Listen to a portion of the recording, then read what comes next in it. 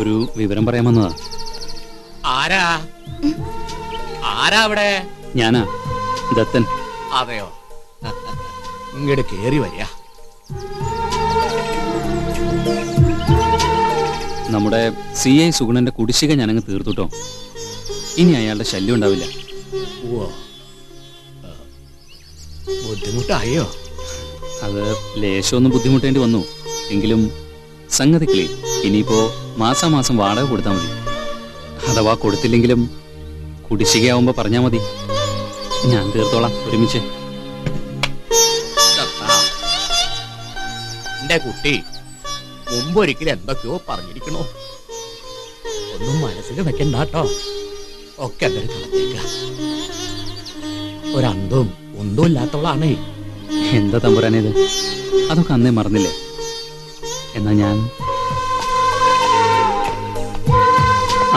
പിന്നെ തുണികൾക്കൊന്നും എണ്ണം വെക്കാൻ നിൽക്കണ്ട. ഇഷ്ടം പോലെ അങ്ങ് തയ്ച്ചോളൂ. ഏതിനായാലും ആവശ്യക്കാർ കാണുമേ ഡൽഹിയിലെ. എന്നാ പിന്നെ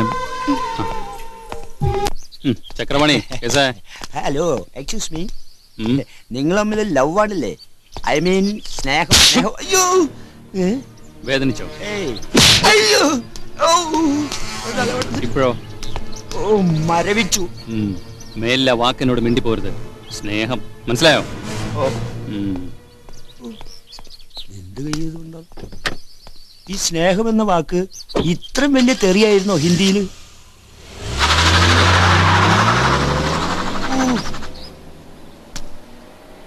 ആ, കിട്ടിയാ തോന്നുന്നു.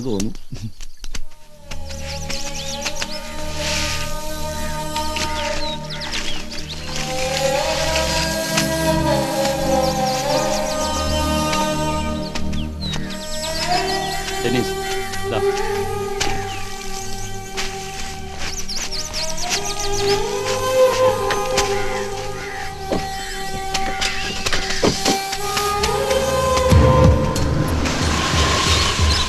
അല്ല, ഈ വിഴുപ്പലൊക്കെ നമ്മൾ കൊടുക്കുന്ന കൂലി എത്ര ഡെനീസേ? 10,000. എന്റെ അമ്മോ, അപ്പോ ഈ തുകയോട് കൂടി ഭാനുമതി അമ്മയുടെ ബാങ്ക് ഡെപ്പോസിറ്റ് 1,00,000 രൂപയാകുന്നു. ഓം കാളി.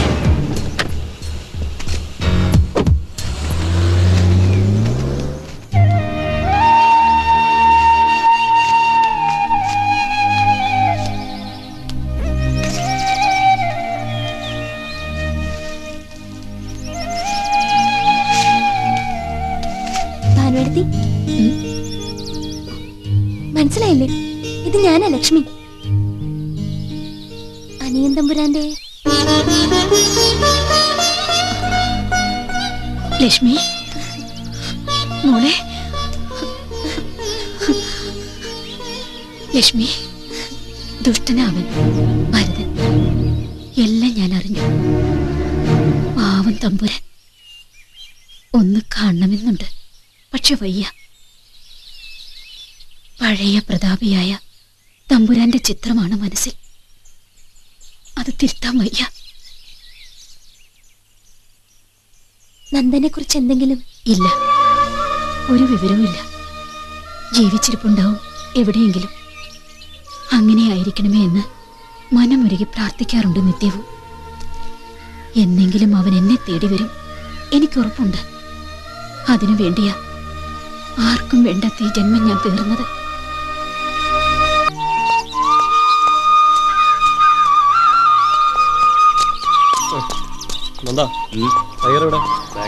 ഇങ്ങോട്ട് കൊണ്ടുപോകാൻ ചെയ്യും.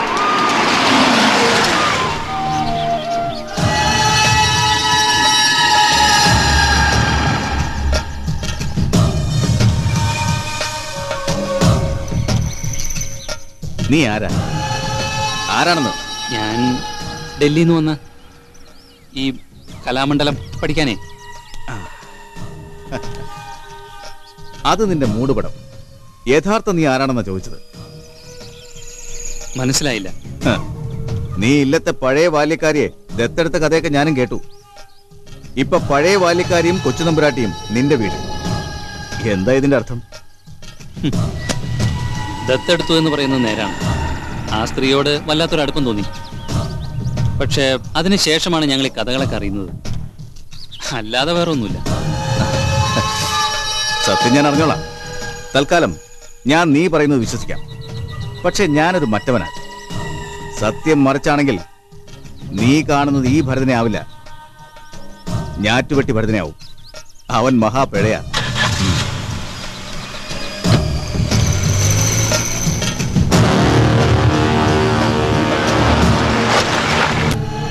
ഇല്ല, നിനക്കറിയാം, ഡൽഹിക്കാരെന്നും പറഞ്ഞ് താമസിക്കാമെന്ന ആ പിള്ളേരെ കുറിച്ച് നിനക്കെല്ലാം അറിയാം. പറ, അവരാരാ? എനിക്കറിയില്ലെന്ന് ഞാൻ പറഞ്ഞില്ലേ. പറഞ്ഞൂലോ, എന്റെ കുട്ടിക്ക് ഒന്നും അറിയില്ലാന്ന്. പിന്നെ എന്തിനാ എന്നെ ദ്രോഹിക്കണേ? നീ പറയും, തത്ത പറയും പോലെ പറയും. നിന്നെ കൊണ്ട് ഞാൻ പറയിക്കും.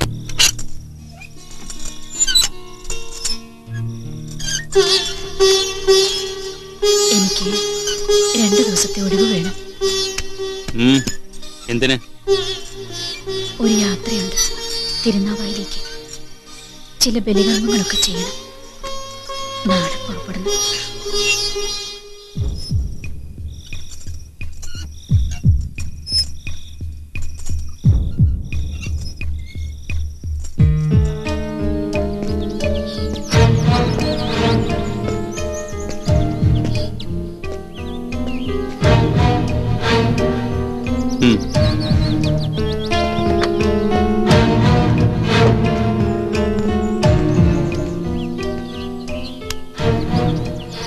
ഇതൊരു സുവർണ അവസരമാണ്. എനിക്കെല്ലാം അറിയാനുള്ള ഒരു അവസരം. എന്റെ ഏട്ടനെ പറ്റി, ഏട്ടൻ അവരെ ഉപേക്ഷിക്കാനുണ്ടായ കാരണത്തെക്കുറിച്ച്, നഷ്ടപ്പെട്ട എന്റെ വീടിനെ കുറിച്ച്, 13 വർഷങ്ങൾക്കുള്ളിൽ ഇവിടെ സംഭവിച്ച എല്ലാ കാര്യങ്ങളും. ഞാൻ തന്നെയാണ് അവരെ തിരുനാവായിലേക്ക് കൊണ്ടുപോകുന്നത്. തനിച്ച്, മറ്റാരും വരണ്ട. എല്ലാം അറിയണം എനിക്ക്. നീ നോക്കിക്കോ ഡെനീസ്, ഈ യാത്ര കഴിഞ്ഞ് മടങ്ങുമ്പോഴേക്കും ഞാൻ സർവ്വതും അറിയും, അമ്മയുടെ നാവിൽ നിന്ന് തന്നെ. എന്നിട്ട് വേണം എനിക്ക് അവർക്കെതിരെ ചില പുതിയ കളികൾ നീക്കാൻ. ഓം കാളി.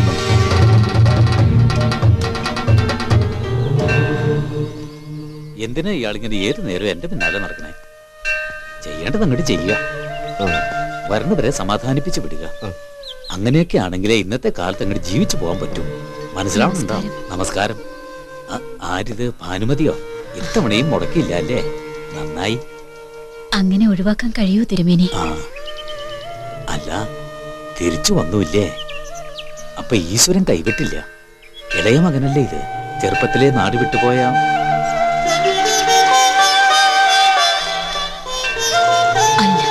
പിന്നെ ഇല്ല, വരും. ഭാനുമതിയുടെ പ്രാർത്ഥന ഈശ്വരൻ കേൾക്കാണ്ടിരിക്കില്ല. വരും, വന്നേ തീരൂ. വരൂ ഈശ്വര.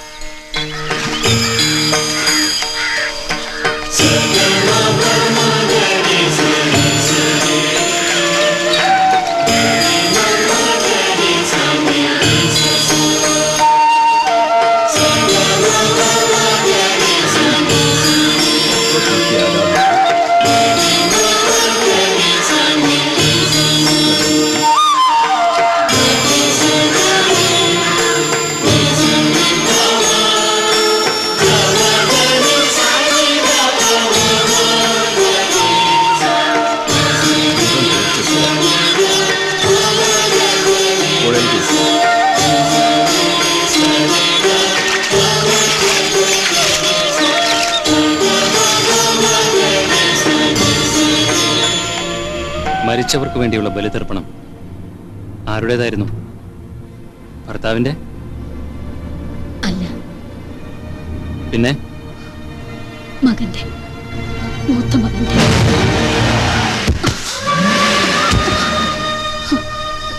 എന്തുപറ്റി? എന്തുപറ്റി? ഇല്ല, ഒന്നുമില്ല.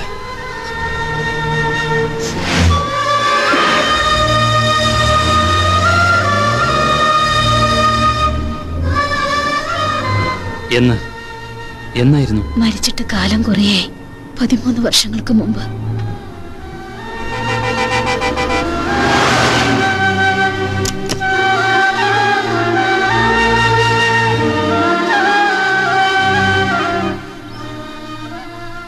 വർഷം 13 വർഷം മുമ്പ് ഏട്ടൻ പോയല്ലേ? എന്തായിരുന്നു ഏട്ടന്? ഈശ്വര.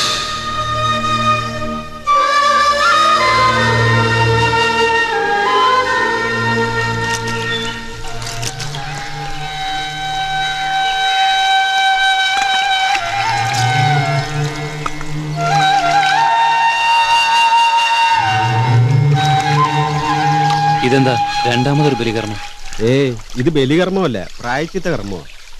എന്താ അത്? ചെയ്തു പോയ പാപങ്ങൾക്കുള്ള പരിഹാര കർമ്മം. വിധിപ്രകാരം കർമ്മം ചെയ്താൽ നാളെ ഇതുവരെ ചെയ്തു പോയ സകല പാപങ്ങളും തീരുമെന്നാ വിശ്വാസം. എന്ന് ഞാൻ വരട്ടെ.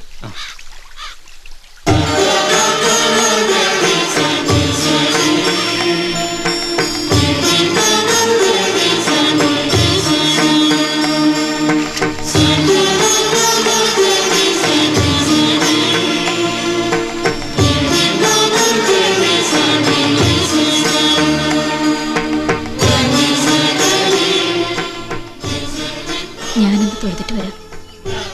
ഒന്ന് നിൽക്കൂ. മുടങ്ങാതെ വർഷങ്ങളായി ചെയ്യുന്ന പ്രായശ്ചിത്ത കർമ്മം. ആരോട് ചെയ്ത പാപങ്ങൾക്കാണ് ഈ കർമ്മങ്ങളൊക്കെ? പറയണം. എന്റെ മകനോട്, നന്ദനോട്. മൂത്ത മകന്റെ ആയുസ്സിനു വേണ്ടി അവന്റെ ആയുസ്സിനോടുള്ള അത്യാർത്ഥ്യം മൂലം 2 മക്കളെ നഷ്ടപ്പെടുത്തിയ പാപിയായ ഒരു അമ്മയാണ് ഞാൻ. മനസ്സിലായില്ല. ഞാനിതൊന്നും ആരോടും പറഞ്ഞിട്ടില്ല ഇതുവരെ, കാർമികനൊഴികെ. പക്ഷെ കുട്ടിയെ കാണുമ്പോ ഞാൻ നഷ്ടപ്പെടുത്തിയ എന്റെ നന്ദനെ ഓർമ്മ വരുന്നു. ഇതേ പ്രായമായിരുന്നു അവനും. നഷ്ടപ്പെട്ട ആ മകന്റെ സ്ഥാനത്ത് ഞാൻ മോനെ കണ്ടോട്ടെ.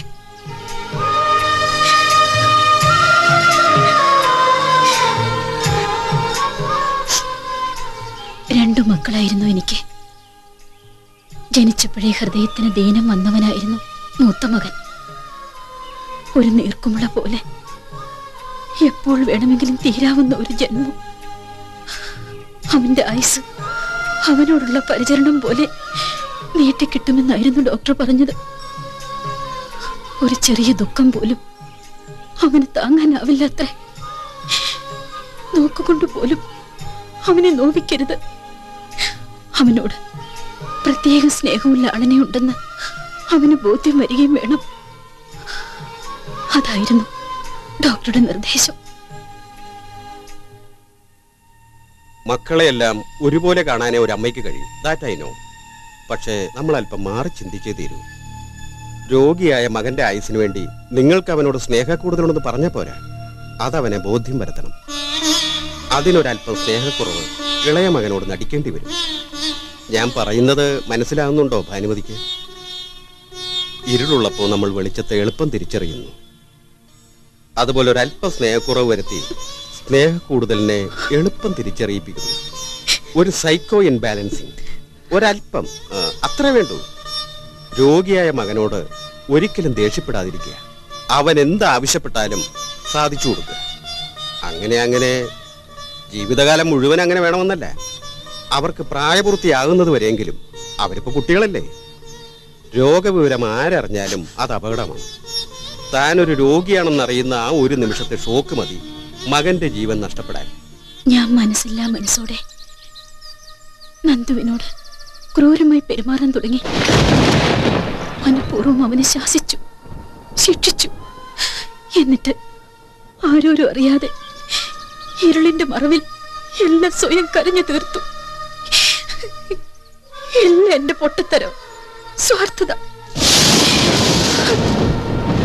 ഇല്ലത്തെ കാര്യസ്ഥൻ ഭരതനുമായി ഞാൻ വേളിക്കൊരുങ്ങുകയാണെന്ന് ഒരു ശ്രുതിയുണ്ടായി. എനിക്ക് അയാളെ വെറുപ്പായിരുന്നു. ഒരു ദിവസം നന്ദൻ എന്നെ ചോദ്യം ചെയ്തപ്പോൾ അയാളോടുള്ള ദേഷ്യം മുഴുവനും ഞാൻ അവനോട് തീർത്തു.